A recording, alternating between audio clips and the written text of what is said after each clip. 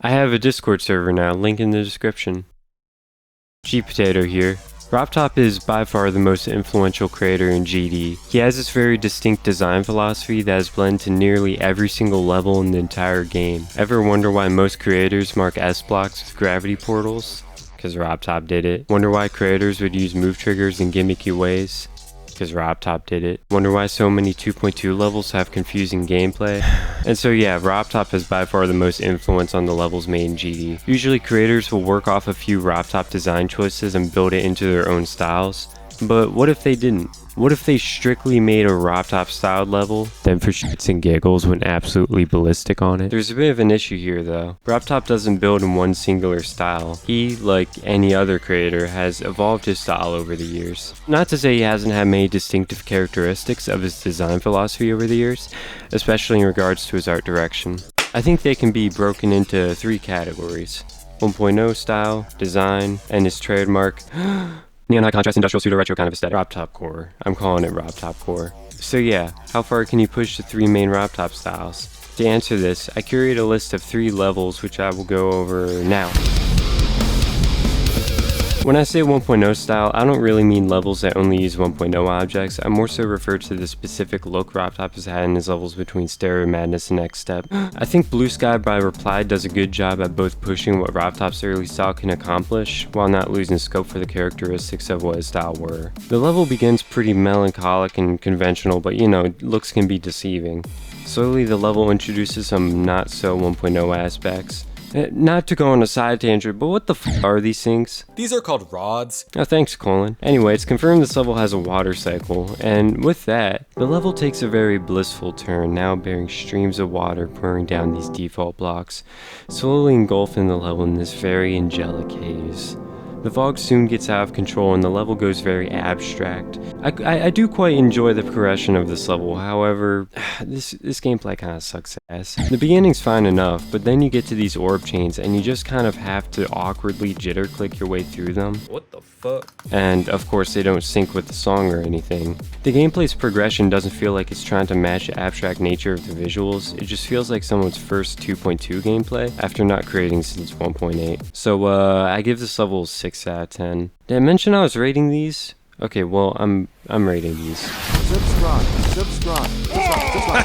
So RobTop actually had 2 phases of his design deco era. He had this edgy phase starting in 1.5 where his levels would just be all gloomy and shit. Then in 1.7 he switched over to building a cleaner, more minimalist design style that's also a whole lot more bubbly than I think Octagon Force by JamAttack is a really good extension to this style. While this level is a lot less abstract than say Blue Sky, it opts to be super animated and lively, which breathes new life into what's now usually considered to be a dated style. It fuses both the highly detailed, dreary elements of RobTop's earlier design levels with the more polished and bubbly elements of his quote-unquote newer design levels. And it just works. It doesn't feel derivative in the slightest. Because of the liveliness and great pacing, this level also feels super high energy. Like most things, this level's not perfect. Some of the duels can feel really loose to play.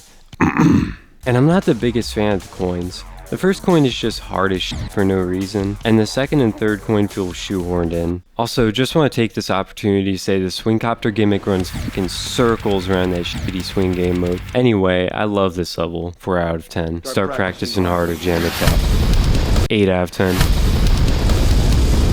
RobTop Core is no doubt his most nuanced style. Starting in 2.0 and featured in literally every single GD spin-off game, RobTop Core is typically neon, high contrast, pseudo-retro, and sometimes industrial looking. RobTop's newer levels are also super purple dominant. Just open up GD Sub-Zero, you'll see what I mean. RobTop also has this weird thing for skeletons starting back in GD Meltdown.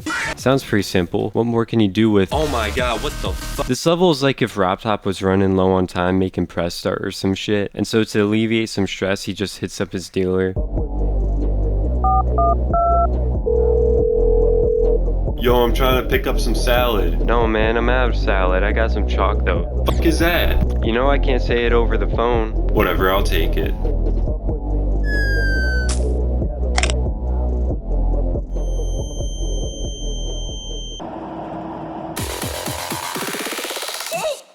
This level's fucking insane, to the point it's actually a little daunting to talk about. The level, design-wise, is of course very reminiscent of RobTop core. You have lots of purple dominant sections, high contrast industrial neon designs, skeletons. But then this level takes it a step further by just eviscerating the clean minimalist aspect of RobTop core, choosing to take a more grotesque and detail-oriented route. And my god, it shows. This level is so fucking metal. Everything about it. The world building, deco, song choice. It's so bold. Like, okay, there's this one section where you're just going through this corridor. Seems pretty unassuming. But then you replay the section and realize this absolute behemoth was just staring you down the entire time. It's not all sunshine and rainbows though. While yeah, the gameplay's fine, I have a couple issues with it. For one, it's not particularly interesting. Outside of some of the more complex sections, the gameplay barely tries to match the energy and grotesqueness of the deco. Sure, you have a weird click pattern here and there, but I've played Neo design levels with more disgusting gameplay than this. Feels like the gameplay has this weird in-between of a bog standard high-end hard demon layout and a straight-up Devon level. If it leaned into being fully unapologetic, less mindless, and more mechanically interesting, I'd enjoy this level a whole lot more. And before you bring up the touch trigger gimmick, Gemini by Radiation V2 did it way better. Can't go one fucking video without mentioning that level. Unfortunately, my enjoyment of the level is really hindered by the mediocre song rep and the loose, inconsistent, and mindless gameplay. However, I still like the level, so I give this level a 7 out of 10. But yeah, what's the lesson?